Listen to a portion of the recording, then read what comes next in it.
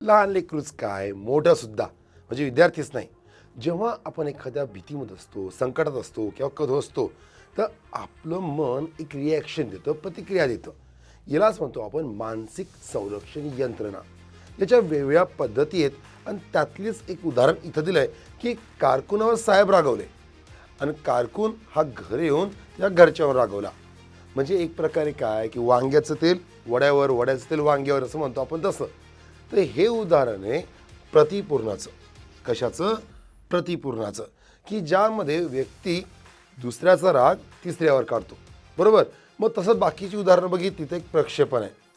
की प्रक्षेपण म्हणजे काय?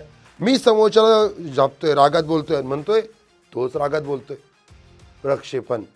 दुसरं, एखाद्या वेळेस हां तुम्ही नव्हेच त्याने काम केलं, म्हणजे दोषारोपण दुसऱ्यावर करणं, विस्थापित करणं म्हणजेच विस्थापन.